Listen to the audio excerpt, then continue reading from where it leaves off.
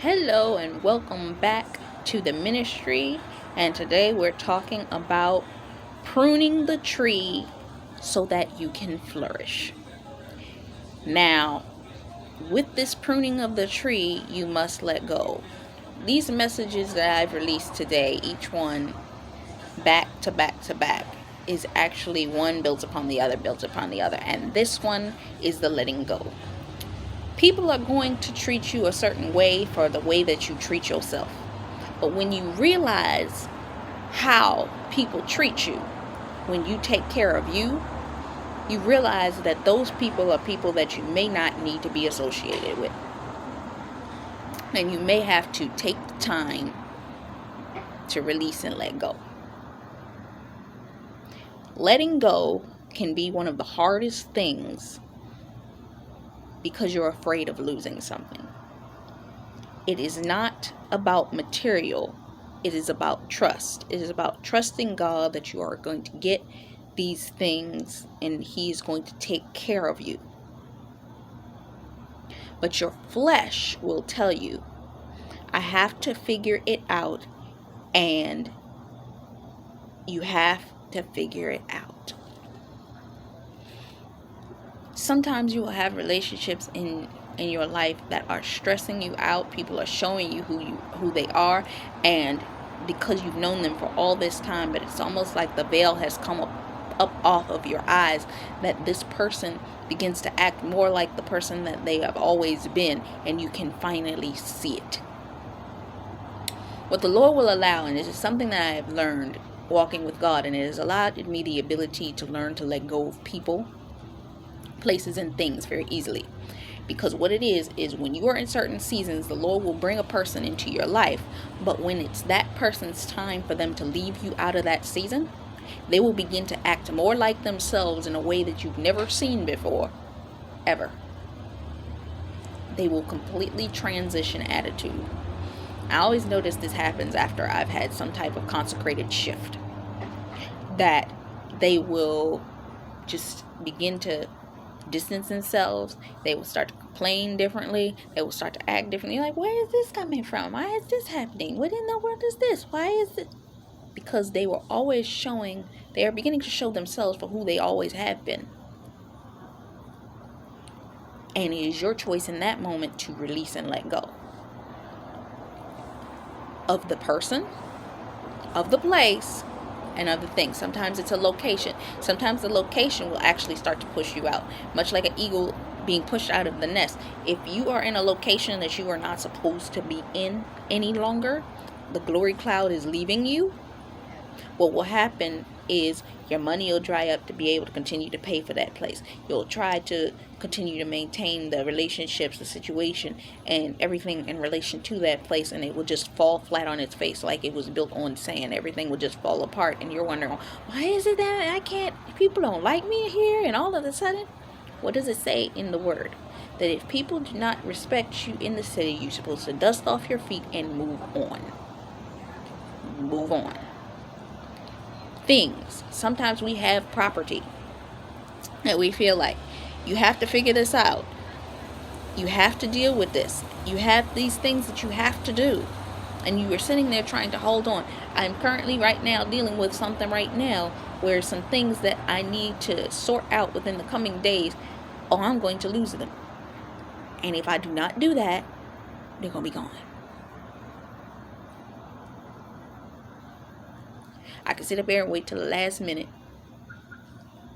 till I don't have access to it at all, and then I will be in trouble. Or I could release it and let it go.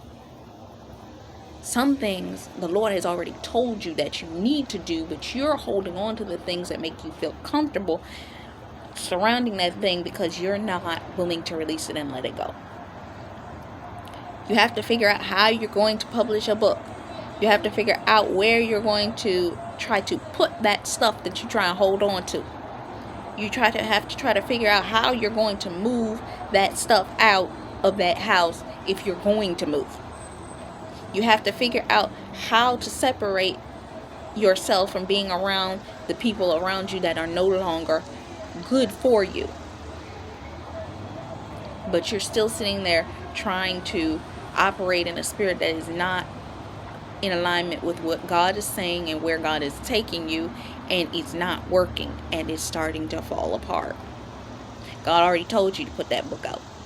I wrote a book in 2015. People like, that book needs to come out, that book needs to come out, that book needs to come out. Every time I have tried to get that book to come out, I even got a printed copy. You know, I no longer have the printed version of that copy of that book, but I know that book needs to come out. There was a book that the Lord had me write after writing that book that He literally sat on me, and I knew He was telling me to write it, because when I went to church that day, the message that the preacher was preaching was in alignment with me sitting down and writing that book. And I was like, oh my goodness, I don't want to write this book. But I sat down and I wrote it, because it was something that I needed to do. But that is all the flesh. The devil is in your mind. Pride. I will pick up my stuff and get out of here. Sometimes people will press you so hard, and sometimes it's God, but sometimes it's the enemy trying to get you to move out of position ahead of schedule before the blessing comes that will make it easier for you to get out of the situation. I knew somebody that they were preparing to make a major move in life, and they got the call, they got the confirmation, the person was ready to move them to where they needed to be. They just needed 3 days. After that 3-day period, they would be able to go, get where they need to go. Everything was going to work out right. And the person was even making arrangements for their children. You know that the place that they were staying and everything in association to the place that they were staying fell apart within that 3-day period, and they ended up having to go by themselves. They still went, but they had to go by themselves.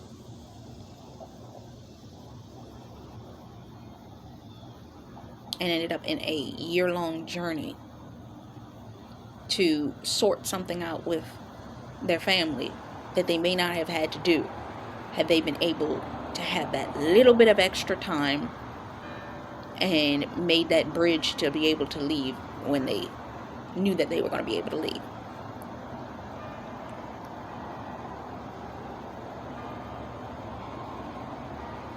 Ego. I just leave. Sometimes you can be in a situation that frustrates you to no end, and your spirit is like, I want to leave. God had me in a place one time, and it was a period where there was a certain set of people that were around me, and I was like, God, I don't want to be around these people. I don't even want to go in there and go to sleep at night. And God said, it's not your time to leave yet. But I want to. Not time yet. This is a season now where I am being prepared for my next shift. I see it everywhere. Move. There's going to be a move. You're about to move. You're about to da-da-da-da-da-da. And some people are just saying, just go. Go do what the Lord has said. I can't go until the Lord gives me unction and instruction as to when and how He wants me to leave. Ego would say just go now. But the right people are not in the right place in order to align for me to be where I need to be. For that thing to fall into place the way it needs to fall into place. And right now I'm trying to get clarity is that still where He wants me to go right now? Because right now I'm seeing 2 different destinations, and I'm like, I need clarity. Do not move before the Lord tells you to move. Doubt. When you have 2 different destinations that you need to go, you're sitting there trying to figure out, let me go, let me get this thing taken care of, let me get the dollars, let me get the job, let me take care of myself, let me go and just do it myself. That's ego. That's pride. That's doubt in the Lord that He's going to show you the way in which you need to go in order for that thing to take place. And if you go on your own, you're going to end up in a situation that you were not prepared for without the covering of the Lord. Now, God will grace you in that season, but it won't be what it was meant to be if you move ahead of God. shame and guilt. It will make you feel like you're a burden to everyone. This happens to me all the time. One of the main things that the enemy likes to press the button of is to press on the button of finances. He'll get me in a space where he'll siphon my money down to that I have to depend on other people, but the same people that I have to depend on will complain about having to help me, which will make me feel like I am burdening them, and ergo want to leave faster than the Lord is saying that I'm supposed to go.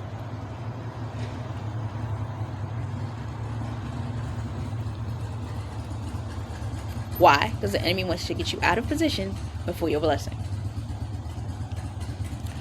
Pride will make you feel like you got to prove yourself to everyone. But you learn that is a way of dysfunction, and people around you will surround you with this. You have to prune. I was listening to two different ministries. I was listening to my pastor this morning, my pastor's wife, and then I was listening to Kevin Ewing last night, who was in Lagos, Nigeria, with Tiffany Montgomery, and he was talking about the difference between a prudent man and one that is easily offended or something like that. And he was talking about how what a person that is easily offended will do, you will address them and confront them with their issues, and they will turn it around and twist through a provoking spirit, twist it and turn it around on you. And when this happens, you have to come into the realization that you have to trust God with those people, because they are operating in a spirit of Leviathan. And Tiffany Montgomery broke this down so beautifully, that the spirit of Leviathan is a spirit that you deal with, that you feel like, I need to defend myself. I recognize the spirit that is operating within you, and I need to fight against that. And my pastor was saying that this morning. My pastor's wife was saying, you go to the family reunion and your family members come up against you, and you have the tendency, because you're a child of God and you know to pray in tongues, you will be wanting to grab that family member up and exorcise them demons up out of them, because you're like, I see you, you evil little, I see you. Let me lay these holy hands upon you and get this thing off of you. But Tiffany Montgomery explained it very clearly last night, and she made the point of saying that the spirit of Leviathan, that if you read in the word, the spirit of Leviathan is different from any other spirit that you can just deliver a person from. Leviathan actually stems from the devil. I will never forget this. Leviathan messes with me all the time. He thinks that he has the right to come into my atmosphere, but I always kick him out in the name of Jesus. Because what he will not do is have me be threatened by or come out of agreement with the will of the Lord for my life in order to manipulate me into anger, manipulate me into sin and unforgiveness. I curse that at the root by the fire of the blood of Jesus Christ. It will not be me. Because he's trying to get you to lose your blessing. I see him doing it to the people around me. I see him manipulating people to open up doors that will give him legal right and access to them, their mind, their body, and so on and so forth. I see it because I have a spirit of discernment and words of knowledge. So when I see it, I walk in the clarity of the Lord, that the Lord will give me the wisdom in which I need in order to be able to fight up against that. But the fact of the matter is, sometimes we feel like, oh, I got to confront him. Oh, I got to do this. Oh, I got to do that. What she made the point of saying, you do not confront that spirit, because that is literally Satan incarnate. I was like, excuse me? She said, yes, it's Satan incarnate. Your family member has been infiltrated with the spirit of Leviathan, which is Satan incarnate. I saw this happen to somebody about 5 years ago. It was a woman, and she was operating in a spirit of provocation, that she would literally provoke you and then turn around and make you out to be the problem by going to get the higher authorities of that place to always come and bring an issue before you. But luckily, the people that were in authority of that place could see that there was something wrong with her. And I remember when I got to that next location, we had gotten rid of her in that one place. When I went to my next location, she showed up. And she actually was dressed very well dressed, hair well done, looking all of this. And I said, Lord, that woman is the devil incarnate. He said, yes, it is. I said, excuse me? He said, yes, it is. That is what Leviathan is. Because she literally gave me a look. If you've ever seen the movie The Fallen, that evil look that the enemy gives you when it looks at you and then it smiles, that's exactly what she did. You have to trust God. Trust God in these situations.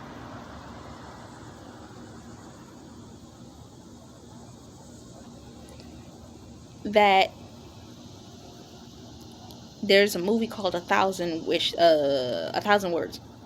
This tree was dying, and the person had only the ability to say the 1,000 words from the 1,000 leaves that were falling off of this tree.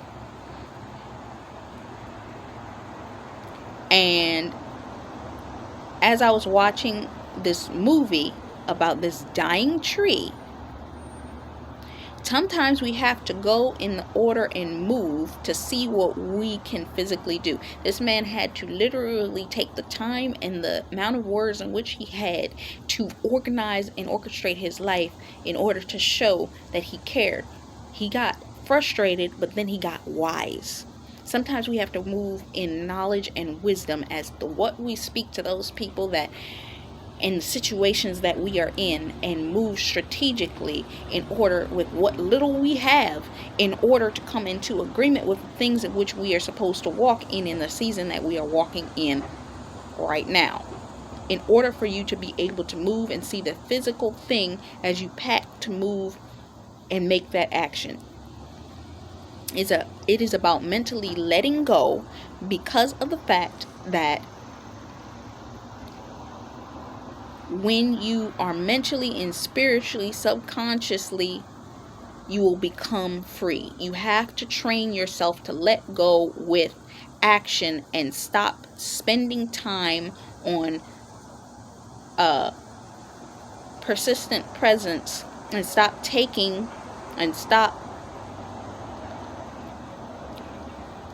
yourself through their opinions and hearing all of these types of things and thinking and focusing on you, not them.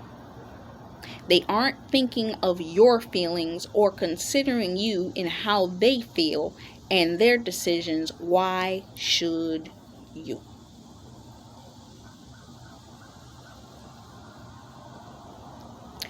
When it is your option, the matter is that you should focus on the things that matter to you, because they're not going to focus. It's a scripture that goes, do not give your pearls to swine. God gave you the idea. He gave it to you. He didn't give it to them. So it matters to you more than ever is going to matter to them.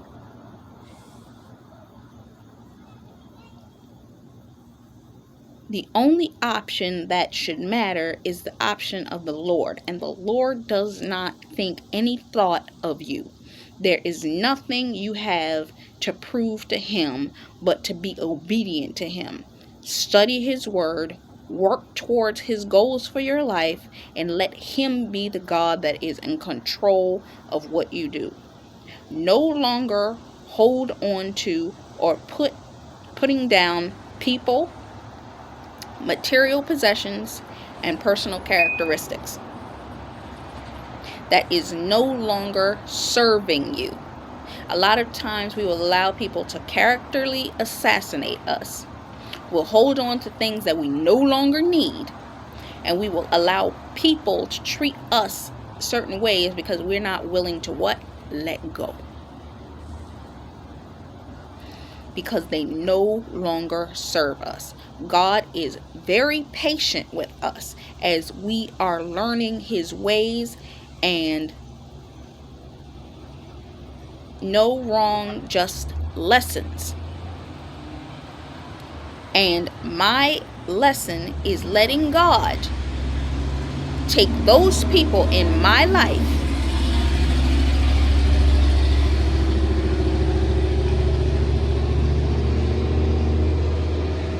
and not letting them stop me trying to figure out how to get away, for he already knows and sees the best route that it will happen. For it says in his word, for I know the plans I have for you, to give you a life and a better future, for you to prosper and to keep you from harm. Jeremiah 29:11. As well as he makes a path in the desert. For he makes a path in the wilderness and sees in the desert. You will be in a wilderness season, and he will allow you to stay in there while he prunes you. But he will make a pathway out of it into your promised land and bridge the gap to get you to where he needs for you to go. I don't have to do anything. I just have to let go and let God do what he does. Work it out, because God can do things that I can't, and he will if you let him. I just have to let him prune the leaves, cut back the people, the places, and the things that I'm holding on to. And what the enemy will do, and I'm telling you this right now, he will come to you and try to get you to hold on to things. People, places, and things. I've actually been in prayer for the past several weeks about releasing and letting go of certain things, going into spiritual deliverance upon myself for certain things to be released from me. I literally created a prayer focus for it. And this is where I pray from, in order to break these things, release these things, let go of these things. And what the enemy will do is he will bring back to your remembrance through dreams, through people, through situations, even confrontation, in order to drag you backwards, in order to go back to a place that the enemy is comfortable with you being in, to try to prevent you from getting forward and moving forward into the things that God has for you. But you have to trust in God that he will fight that battle for you if you leave the battle unto him. Surrender it unto God. Go to God before him with thanksgiving and lay your words before his feet, and he will give you rest. What have we been talking about in the past 3 videos? Rest, rest, and more rest. For the money will come and enrich the soil and be a never-ending stream of water. But you have to rest and understand that it will be done in God's timing, not yours. As long as I wanted it to initially be, but I believe that what needed to be said was said. And I hope this blessed you and it leaves you with good thought process. Think about that. Much love, faith, peace, and blessings. Gotta get to church.